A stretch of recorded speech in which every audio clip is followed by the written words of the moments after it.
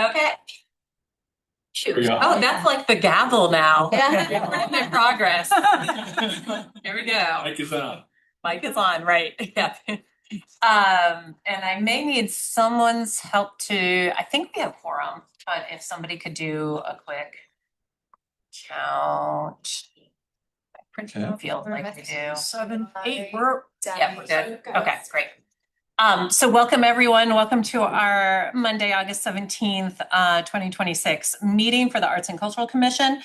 I do have a quick update on the agenda. Unfortunately, Gina Bowker from the Black Heritage Trail emailed this morning and said she is very sick and not able to make it today. So we'll reschedule her for another time. So we may end up with a shorter meeting than expected. But wanted to start with a motion to approve the minutes from the July 27th meeting. There was an amendment that I adapted and sent to Sean.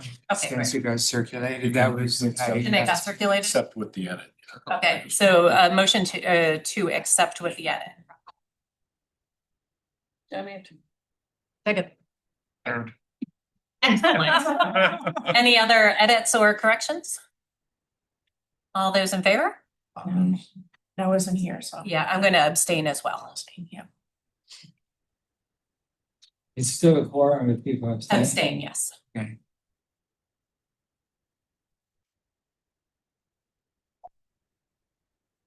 You don't have to look at. Oh, okay. All right. No pressure.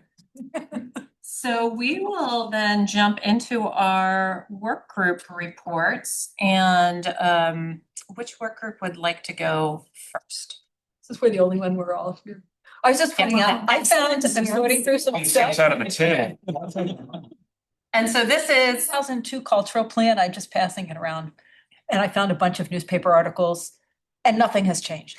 Everything in there was the exact same issues we are still dealing with. Yeah. It's pretty funny. Yeah, sometimes you find things from like 100 years ago and you're like, oh, how about that? Yeah.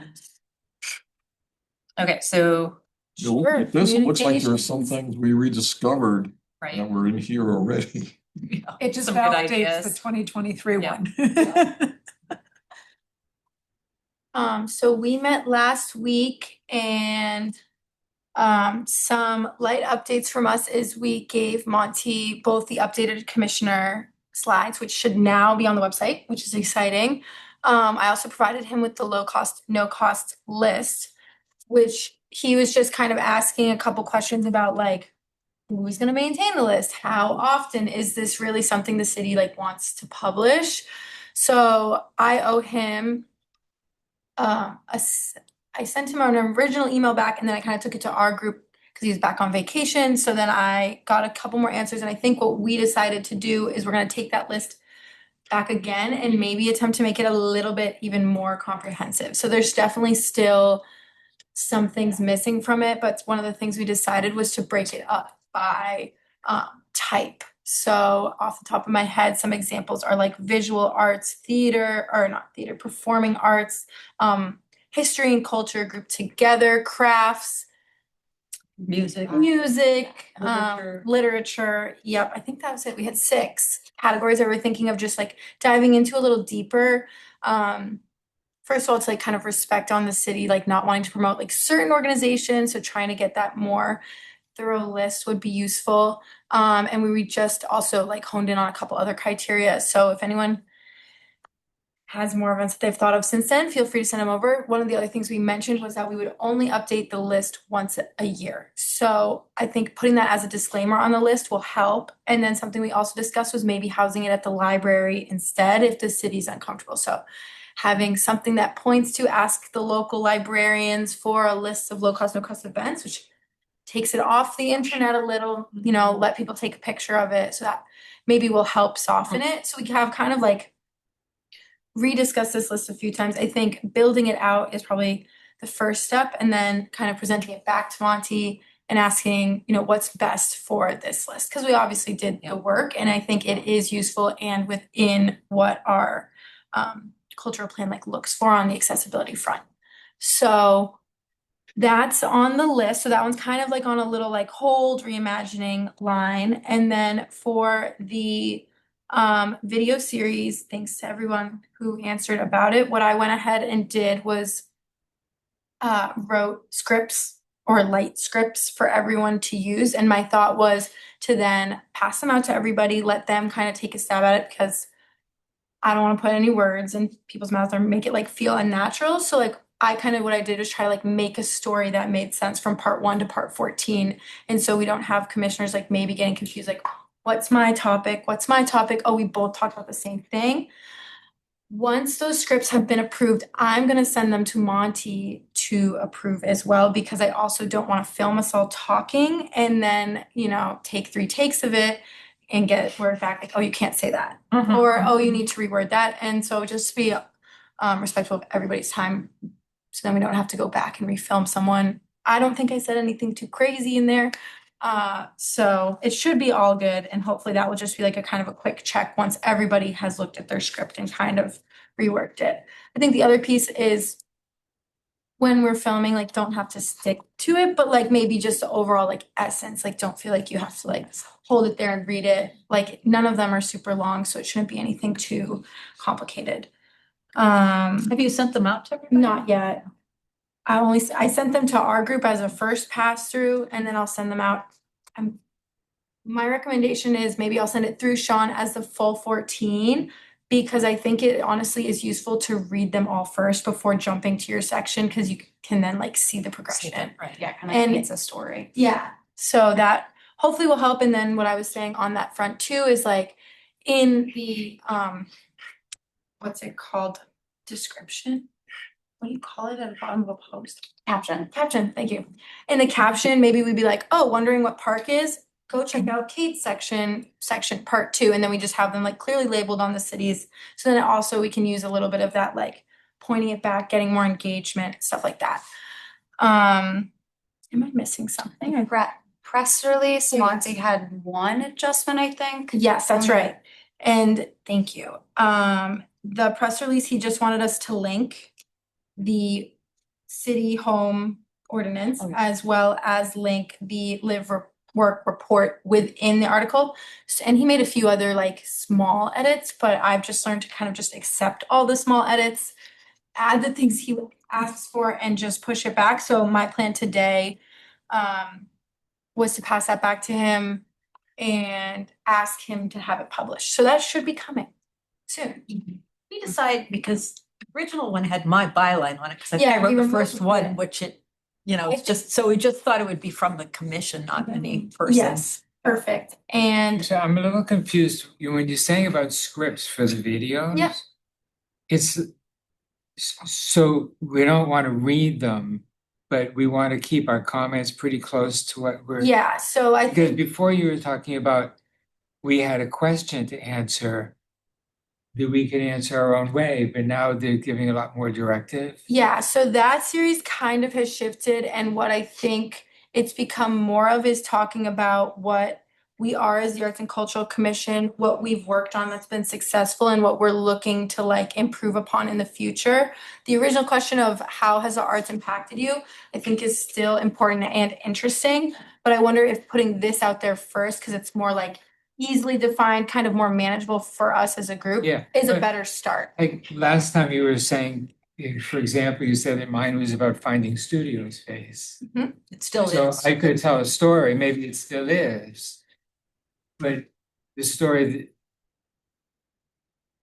that if you're providing me a script to say what I'm supposed to say about finding the studio space, I mean, like, Well, Maybe it's What better is to the follow a background? guide, If I maybe a guide versus a Yeah, if script. I can jump in really Yeah. quick, I think what our plan and what we talked about was sending out the initial script that Teresa put together, and then you folks making edits to your section if you have them, if it doesn't feel natural, but still sticking to that kind of baseline. And then when you make those edits, then we'll send it to Monty. So everyone's comfortable with their section and it'll get approved ahead of time. so then we're gonna get filmed Mhm. speaking whatever comes out. Yeah, Right. yeah. I wrote up a script for myself before Teresa did this. So now that I have hers, I'm gonna probably take some of the stuff that she put together, graft it on top of mine, so it follows kind of the suit. But what I told her, and everyone agrees, is when I have to do something that's in my own voice. Yeah. You know, the thing I wrote, I can glance at it for a couple of minutes and then boom, I can go and do it without looking at a piece of paper. If I have something someone else wrote, I can't do that. Right, And I'm sure that's true for most people. So, Okay. okay, you know, so you know, then, just kind of look at what she has, use it as a guideline, and then graft on what you think you want to say that might be. okay, so you'll Expand. send us each, Yes, so What I'm your just starting sending point the is. whole document with Okay. everybody's pieces, and I'm just gonna ask people to just edit their own piece.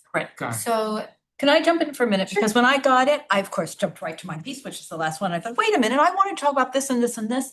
Then I went back and read everything she wrote and realized all those points had been covered by other people.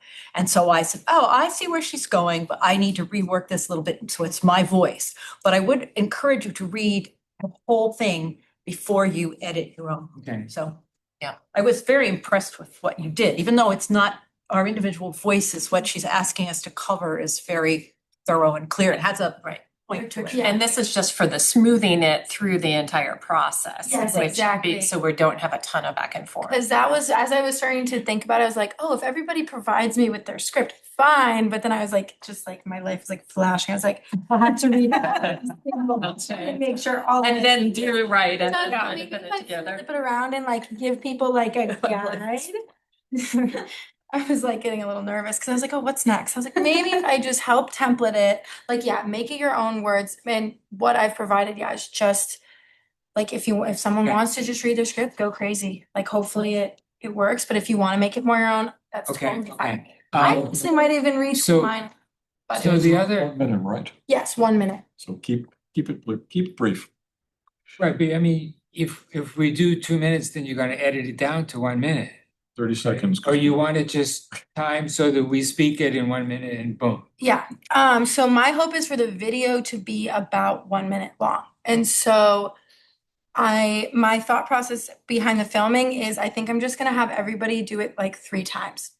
All the way through, just so that when I'm going through, once again, I'm like, okay, this sounded good here, this sounded good here. I can maybe add some cut scenes of things around Portsmouth or whatever, wherever we're filming. Like if we're doing your woodworking studio, for example. Yeah. Maybe I'll just cut to some of your tools while you're talking.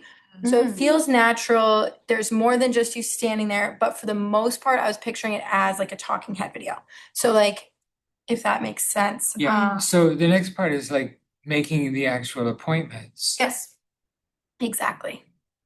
And And so so will be helping her I with that. think, yeah, I think we need approval from Monty before we even schedule anything. Yeah. In case he puts a kibosh on like Totally. the whole thing. yeah, and I think he kind of knows that we've wanted to do this. So yeah, just providing him once everyone's edited their script, something that I think like if it's 90% close and you're not saying some like wild things about the city in your video, I think it should be fine. Like I don't think that you have to like stick completely to the script, but it's like here's the essence. Okay.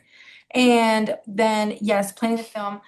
The piece of that is I think what will work best if doesn't have to be perfectly in order, but maybe like chunks so that when we can release some of the videos if we're not done filming. That's a good idea. So like the first 5 parts, like try to film, then like I wouldn't want to film Jen, who's the conclusion first, because then I'll be working a little backwards. So that's So my the thought videos, process. the actual filming is gonna take place like late September or October or? I hope before then. I'm hoping in September if we can look at the scripts and get the approval from Monty. I would say then we start scheduling. That's how I picture it going at least. All right, so basically, as soon as we get us the script, the storyline, the quicker we can turn it around and send it back, the happier you are. Yes, perfect. That would be great. That's great. It's such a tremendous amount of work too. So thank you. Of course. And I think that's everything. Mhm. So It's good.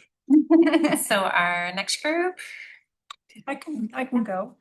So on behalf of the Resources and Collaboration or Collaboration Resources Work Group, we actually had the chance, several of us, to go out and meet with the factory on Willow, which is one of the case studies that we have in the Artist Live Work report, which was really cool to see another New Hampshire artist live workspace, because there's not many.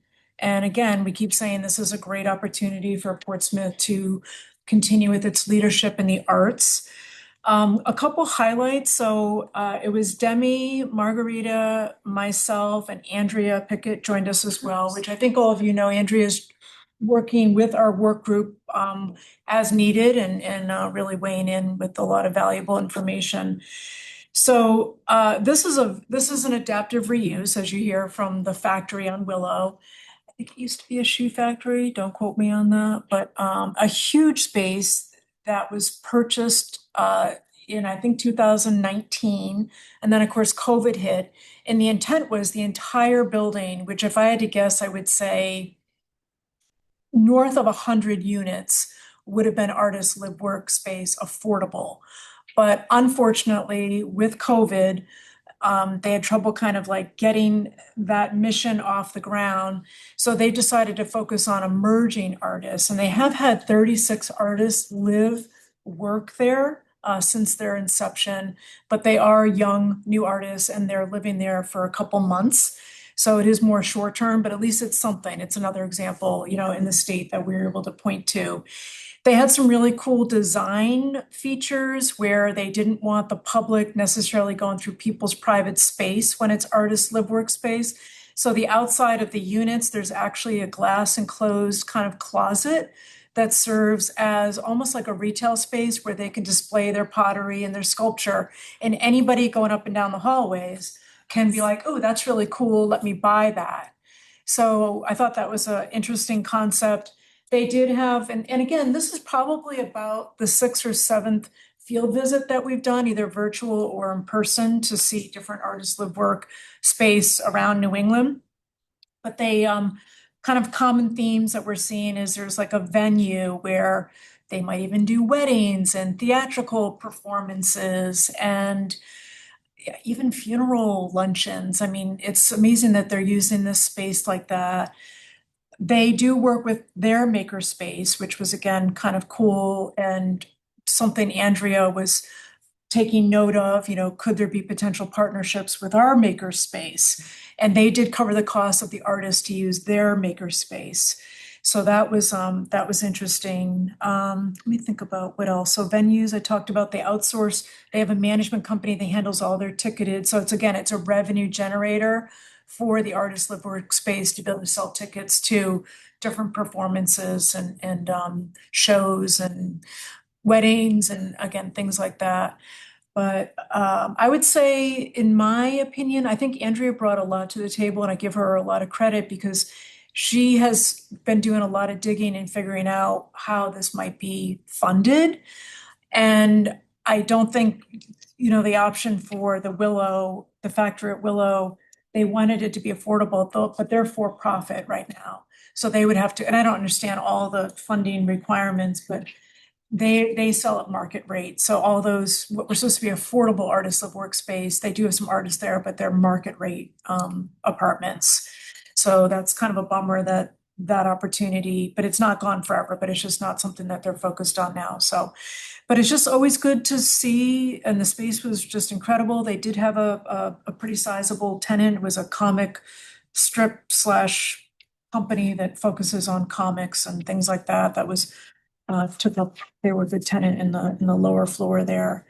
What town was this? I'm sorry, Manchester. Oh. I should have said that. Sorry, Manchester, New Hampshire. And it was on South Willow. And it's just, I think, an area that's been in some sort of transition, but refurbishing this old factory is again helping to support the creative economy and really help with the transition of that part of the city. So really, they've done an amazing job with the space. So it's just great to see, and I know we're anxious to see your progress on our work here. And they want to come see when we have space at some point. They would love to come and visit. So it's always nice to collaborate with others in the state. So That's fantastic. yeah, it was fun to see. It's always good to do field trips. It's great. So I am, I think, the lone representative of education and advocacy. I don't know what I do to my groups. My group got completely reconstituted, and But I was missing last month, so I think Eli and Emma were here, and Gina is on our work group as well. So we have been meeting, and we are continuing conversations. They probably reported last month that we had a conversation with someone at the district level for the schools about how can we support? We don't want to go in and just say, here are all the things we think you should do, right? So we're trying to find out from the school system here in Portsmouth, what can we do to be effective advocates and really support the work that they want to do? So we're setting, and summer is not the best time to try to schedule those meetings. So we're working on scheduling some more meetings with some classroom teachers, as well as all different levels, middle school, high school, with some of the elementary schools. We're also going to be talking, and I've had a little traction on this with National History Day, because we're also looking at how can we support social studies education on the cultural side of our work. And National History Day, if you're not familiar with it, is an excellent organization based out of Washington, D.C. The shorthand I usually use is almost like science fair, but for history kids, which I was so bummed I didn't have it when I was in high school. But it's a really creative process where kids go in depth and research some element of history around a very big, broad theme. And then they have the chance to do a website or an exhibition or a play or like some really creative ways of working with the history to show that they know the history, but they also know the deeper themes that happened behind a historical story. So we do have a New Hampshire National History Day coordinator who works out of Plymouth State University, and she just got back to me. So we're going to be meeting with them because there has not been a very robust participation in Portsmouth, although Oyster River School District over in Durham, does have a very active one. So we're thinking, okay, maybe there's a way of this group kind of supporting and bolstering that. And then the other thing we talked about at our most recent work group meeting was Section 106, preservation at the federal level. So Section 106 at the federal level is in place to help preserve historic sites and monuments across the country. And this current administration has just made recommendations to completely gut it, which means that like if you're not necessarily in history, but I'm just making this up, like you're a Department of Agriculture and you want to build something new within a historic building, there are guidelines right now, Section 106, that say you have to take into account the historic nature of the building, and you can't just knock something down and go ahead and put your Department of Agriculture thing up. This would completely take away those requirements and kind of let federal agencies do whatever they wanted to without the kind of checklist. It wasn't that it was stopping projects, projects could move forward, but there was just a little bit of a break to say, okay, have you considered what you might be destroying or how this is impacting history and culture. So there, within the preservation field, this has been a really big kind of flashpoint in the last few weeks. And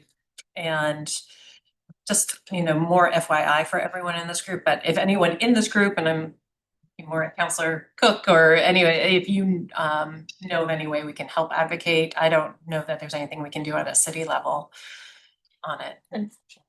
Yeah, I know that's so right to your, but I think it's not even a congressional vote. It's they can just It's an do this. administrative decision it's in the administrative. executive branch. The only thing you can do is write to your Congress people and say, very disappointed in the ability of the executive branch to eliminate programs that have been funded by Congress. Right.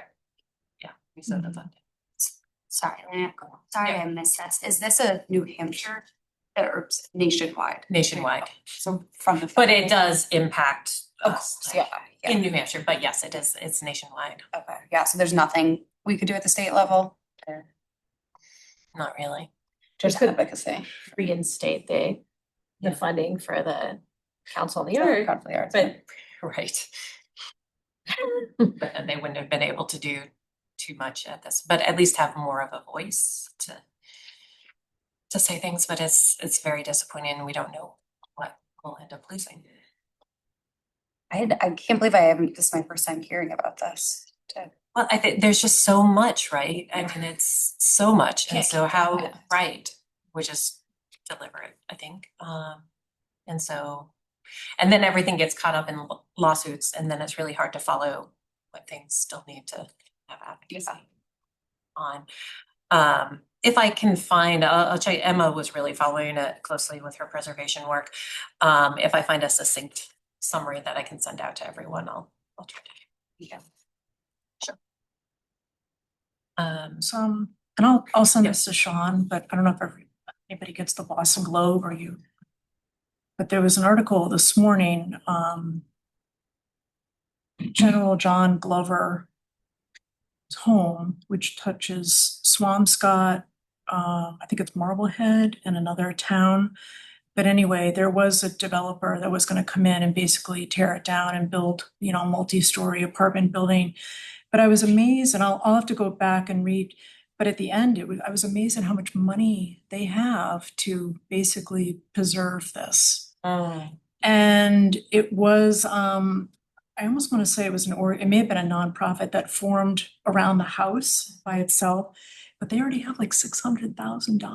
I'm just like, $600,000 to do what? to preserve the house. So they, So they have to buy it back from the developer? I'm not sure all the logistics, but I'll send it to Sean, but it was just kind of interesting that, this community, it's 3 communities that are rallying together. I think they even did they may have done a GoFundMe, or maybe confusing that with another article, but I'll send it along. Because I think it might have some overlay and some interest to our group as well, to see, especially how they're getting the funding.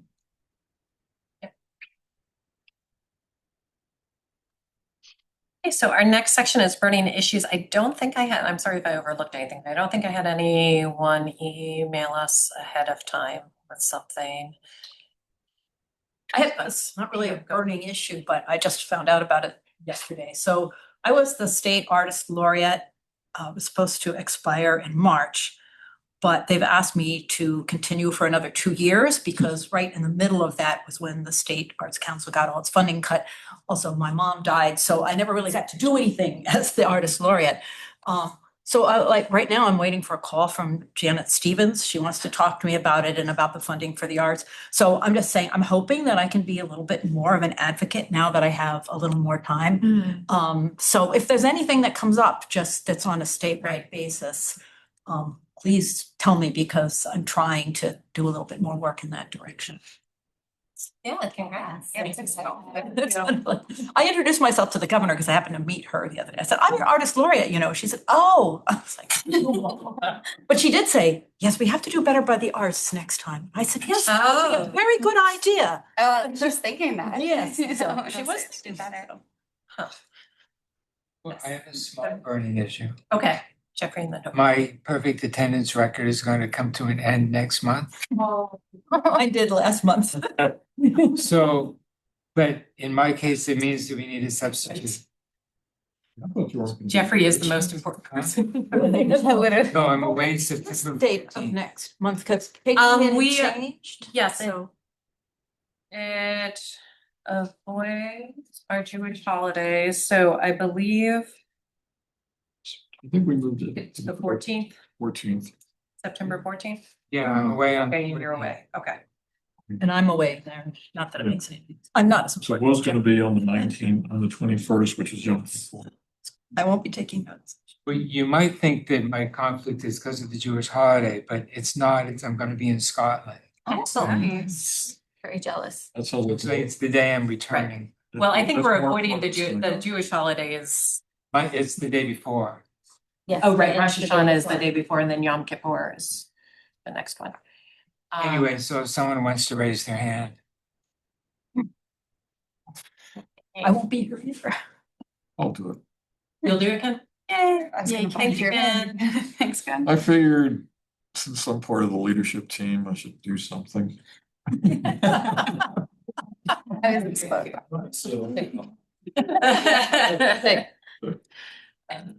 I think Emma's out Volunteering. next week or next month as well, so. We tried. Let me go to Hope and then. Sure. thanks for bringing, this isn't my burning issue, but what is the procedure for being out? I know I won't be here in October. Do you want us to just email you and Emma if Yeah, we know ahead of that's time? great. Okay, I will do that for October. And then, and again, not like a burning issue, but I have gotten together with Rob and Lori Meyerkoff to talk about kind of reinvigorating the art walk that they had done previously. So we took a great job around took a drive around town and saw so many new art installations that hadn't been on the old map. So we're going to be compiling a list and potentially doing the map in an online version and a paper version with 3 different sections. So one of them would be downtown. The other section would be Bohanko Park area, and then the other one would be Pierce Island and Prescott Park.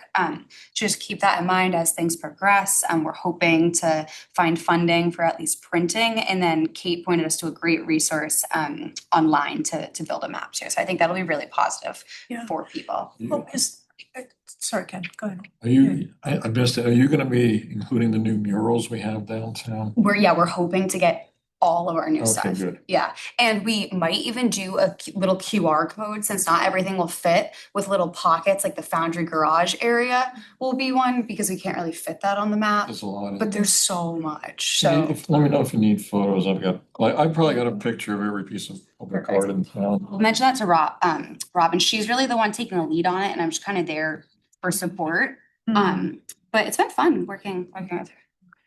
I don't think I've seen anything around Portsmouth, but I've certainly done this in other cities where I've done like an art walk and seen the murals and, get all the history behind it. Is that anything that either the chamber is doing or the Historic Society? Because I haven't seen anything, and that would be a really cool, Yeah. they're all sort of within, I guess once you get out to Bohinko, that's not Little walkable for farther. everybody, but Well, I know the Historic Society doesn't, like for instance, my favorite area, which is around the Foundry parking garage. Yeah. This is so much in this obscure little spot.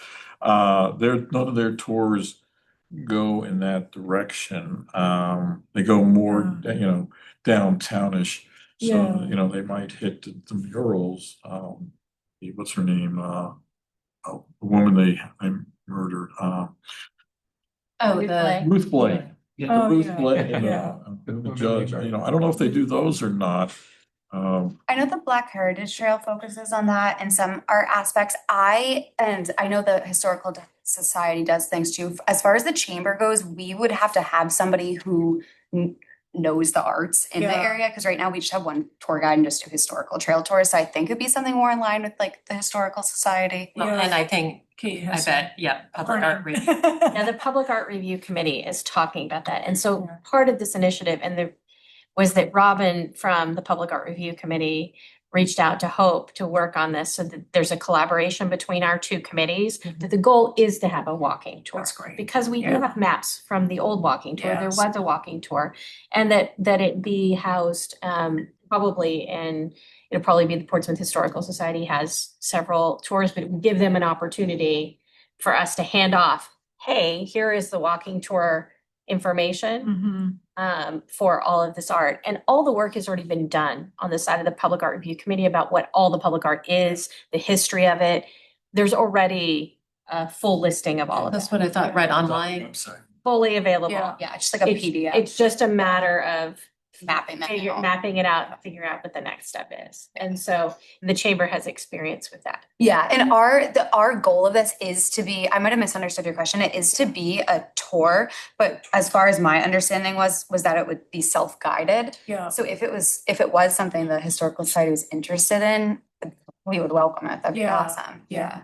Yeah, I just think it could be a good way to bring tourists in, support the Yeah. creative I just economy. I don't know if Yeah. Robin's had a conversation with them yet or not Yeah. about it, so I don't want to. Yeah, good, they have awesome tours. I've done Yeah, quite a they few. Yeah. There's several potential organizations that might be interested in Yeah. hosting something like this, but it will be kind of their call, Yeah, whether or not they want to. The Black Heritage Trail does tours as well. yeah, There are some legacy tours that occur too around history of Portsmouth. So there are opportunities, is what I would say, Yeah. but Yes, that's an someone will have to take that on. The city has no funding. Oh, yeah. Yeah. Committee to do that. But I think we have some good groups. yeah. Nice. Yeah, so I'm excited. Sean. I have an art space update. We're very close to having a contract for phase one. Okay, So what they sent in was basically what they said yeah, months ago. The city just needed to clarify this phase one, phase two pricing format. So we're actually using what's called a work order, which is what they do in DPW, which allows for a phase one, Mhm. a set scope of work, and then when that's done, talk about, is there another scope of work? And that can be added on. Mhm. So the good news is it's pretty straightforward. And I was speaking to Suzanne Woodland, who's doing the legal review, and once she's clear with that, she'll send it off to ArtSpace. Mhm. We ask them to sign it, and it goes in front of the city manager, and then it just becomes the logistics of the timing, right? Putting the core group together, Mhm. looking at when they want to meet, the information, and a lot of that will fall to me. So that's great. So that's really the update. I say for this group, the Yeah. next step is to think about how the core group, Yeah, right? So the core group is basically turning it over to the collaboration resources work group, or is it something different? No, I'm not allowed to turn it over per se. It has to be What is city it? run because it's a city. yeah, Yeah. you'll be the project Yeah. lead, like you were for Oh, the okay. cultural plan. But I think it's, So then the people who are on the work group can become members of this core group. Core group, yeah, I'm not Rather sure. than the people on the core group becoming. Correct. Yeah. Correct. and I think that's something we want to get Art Space's input, because they might say, well, you really should have an individual that focuses on this and an individual that focuses on that. So it's, do we put the cart before the horse or the horse before the cart? So I think we were waiting to get that, if we were gonna be going with them, get them on board. Do you have a rough idea of when the effective date? Are we talking? It could be signed this week. Oh, okay. And you'll recall, right, when we spoke to ArtSpace, they're thinking about the fall, whatever Yes. that is, just for their own. So what's the process of appointing the core group? I mean, because That's up to, like, I mean, I think the members of our work group are gonna raise their hand and say, we'd like to be appointed to the work group. So is the city manager says, oh, I mean, how does that work? I think they have in their preliminary proposal a core work group that I think they recommend is maybe 8 people, give or Right, take, 6 to 8. So I think we need. the way to- I'm reading it, and then my experience is, I think this group can make the decision. I mean, this is where this came from. I'm there because it's money being exchanged, and that's my responsibility Yeah, as your yeah. liaison, but I'm not saying I'll decide who's on the group. Mhm. I think the group should decide who's on the group. Yeah, Right, but we have to like, when the list of people who are on the core group Mhm.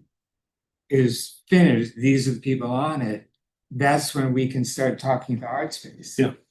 So that's why I'm asking about the process about being formally made part of the core group. I would suggest that we bring somebody in from planning board. I say this because what we're talking about is not just artist live, work, space and identifying it, but we're talking about any zoning changes needed around that, any updates we need to make to make that happen. Yeah. As far as the planning side of things goes. So I would recommend bringing somebody in, yeah. I think not that's just people from the Arts and Right. Cultural Well, Commission. there's whether it's developers or. Yeah, It's not just. Actually, I think we should wait, they're the experts. Yeah. I think we should have that, because they're gonna probably say, you need this type of person, they're probably gonna say, somebody from zoning, planning board. And once there's a signed contract, they will assign their people. Right, right, And I Yeah. can, and I'm already assigned, but then they'll have them, then we can talk to them about, hey, we're Yeah. putting together this core group, here's some thoughts, what are we not thinking about? What have Right. you seen work better in the past? I mean, we certainly have all these other groups, we have planning, we have the planning board, we have planning department, and I'd imagine there'll be some mix of staff, other appointed folks and from the community. yeah. Yeah. Art. arts and culture community, maybe other parts of the community. So it sounds like maybe if it does get signed this week, then would you be able to ask them for the recommendation of who they would want as this core group, or like what types of folks? Yeah, Yeah, I'll and then share, we I'll can- share what they send, once it's all signed Yeah. and it's public Yeah. information, and Yeah. and again, they have to decide on their side who are they assigning, Yeah, right, because they have capacity. and I think they're up to like 4 dozen projects across the United States. So my guess is there's probably some common themes that, these type Sure. of people are the must-haves. And you can just kind of figure it Yeah, and I out. would think they would match, they would say, okay, who on Right. our team has done work in this type of Yeah. 404-year-old community that really is serious about art, culture, artists, Yeah. right? Thank you, Sean. You're That's great. welcome. Good news, yeah. I hadn't thought about that. 404. 404. Yeah. Oh. Like hopefully we'll get right the error code. Uh-oh. We'll get past it. Hopefully that's not a taste of the year. Right. Any other? Karen and I were talking earlier, and so I just wanted to share some not really burning issue either, but good news. New Hampshire Art Association was awarded a $10,000 grant from New Hampshire Charitable Foundation towards a professional development series for artists. And so one of our longer term strategic plans is to not just be like Portsmouth or Seacoast Art Association, like New Hampshire Art Association, so kind of breaking into more areas. We also got the tax credit. I forget what those are called off the top of my head too, but we were awarded $75,000 to work on that as well, but those have not been selling well, so this is exciting. So we're planning to work with specifically Ava Gallery in Lebanon, if anyone knows that, as well as I know Amanda and Emily like the idea of working both in the Monadnock region and then maybe towards like Concord, Manchester area as well, and then trying to identify like the right space to work with there. So Yeah. that's just another thing that will hopefully be like a resource that we can Yeah. share. And I think as Emily was explaining it, maybe I got this wrong, but it's going to be an opportunity for artists to take basically courses, not to get a master's, but maybe to work towards a certificate. And they can take some professional development courses through this. That's what this grant, I'm not sure the whole selection application process, but it just ties in so nicely with what we've heard from artists and what they're looking for. So it's great. Yep, and this is relatively new too, so they're still kind of like thinking through the ideas of like what exactly is relevant to offer, like how do they want to do it as a series or one-offs. So if anyone has ideas too, feel free to share Yeah. what they think is important. So But when you say professional development, like that's on the topic of the business of art kind of thing. yeah, so things we've offered in the past ranges, we've done taxes for artists, so how like self-funded artists can like do their taxes. So that's like one, but then we've also offered like how to do printmaking. And so we've sort of done the whole range in the past of like the how to be an artist and also how to run your artist business. So I'm not 100% sure where they'll take this series, but Good marketing is huge. Yeah. definitely. Yeah. So There was an Arts and Cultural Commission that Emma and I spoke to right as we had first formed this group, and we reached out just to see what other people in the state were doing. I'll have to look back through my email, but they were in kind of the Concord area, maybe a little west of Concord. So they were really robust for kind of a smaller area. So if I can see who my contact there is, Yeah. but they may be a great contact. yeah, definitely. So you said there was a $10,000 grant and the $75,000. So the $75,000 one is less relevant to this conversation, but it's just like that was our first attempt of like taking NHA like more statewide. We still have another year to sell those tax. Is that a CDFA? Yeah, the CDFA tax CDFA tax credit. grant. I think Eli and PMAX, well, not Eli specifically, but PMAC also won one of their grants as well, or not grants, tax credits, So but they're did you very get, complicated. What? did you get a total of $85,000? No, 75 is the still. 75 we would have to sell ourselves, and we've sold. Get it. Yeah, forget it. Don't even write I it. just- Tax credit, you have to, they're very complicated. They're They call it so the grant, but they're not, you have to work harder Okay, than okay. you do. I didn't, To be able I to didn't get them. hear it and I'm not writing. It's like a side note that, yeah, part of our strategic plan is to go statewide, and we're like insistent on doing it, one way or another. Something that I'm doing on the side that I talked to the communications group about is trying to revive a gathering for the executive directors and CEOs of our arts institutions in town. Because one of the lessons from COVID was that we needed more cohesiveness in the community, and by gathering together, we managed to save each other and ourselves during that really difficult time. And so I have been planning to launch this around the November timeframe. And the reason being is that September, October are crazy busy for all of our nonprofits. So asking people to get together and meet early is not ideal. We have a new CEO for the music hall coming on board September 1. And I know he'll want a month or two on board before he feels comfortable. So it seems logical to me to launch in November, and that's when things start calming down a little bit for most everyone.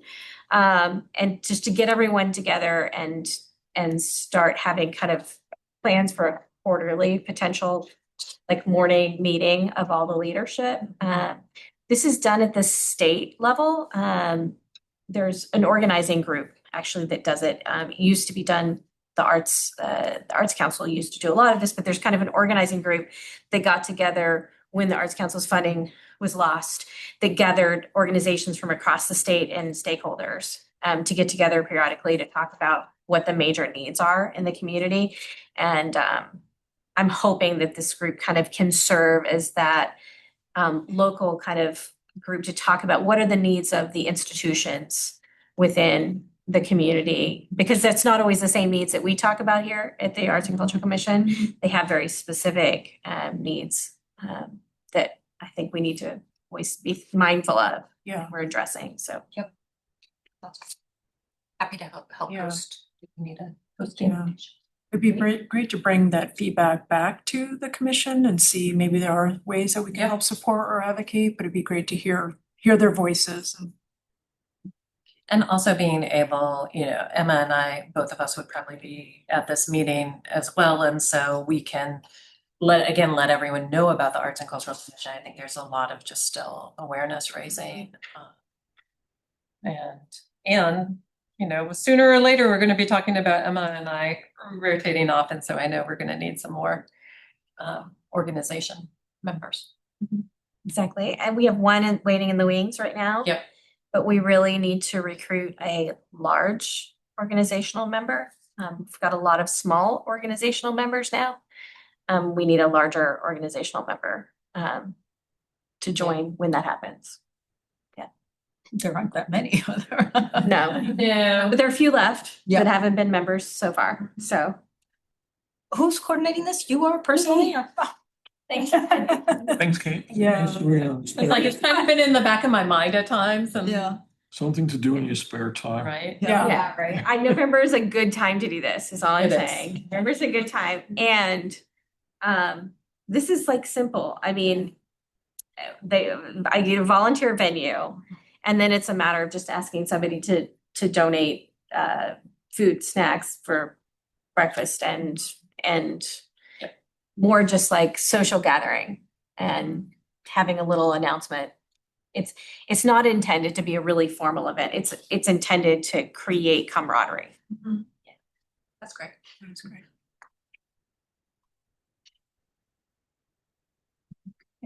Don't see any other hands. So public comment is on, which is great, but I don't think we have public. So anyone online? No. No public comment. Okay. Anything else before we adjourn? Let Emma know. Next meeting is Chair the- September 14th, right? Yep, next meeting is September 14th. That's the one at And PMAC, right? Is that the PMAC PMAC. one? Okay.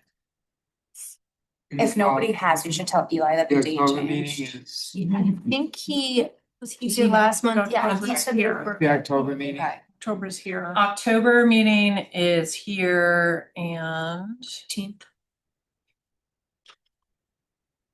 19th. Yes. Okay. Jeez. And then, did we meet, the one I missed was at the Historical Society, right? That's Yeah. meeting rest too. Okay. So I think Strawberry Bank said we would be willing to host sometimes. I think we have you for the 16th already. Excellent for November. Yes. Fantastic. All right. Well, motion to adjourn? Second? Second. All in favor? Hi. Thank you all. Good nice. Our work group meeting was. Well, of course, we were distracted by beer. They got they got can't see it, reviews so- into planning. Okay. No one objected to the idea. Yep.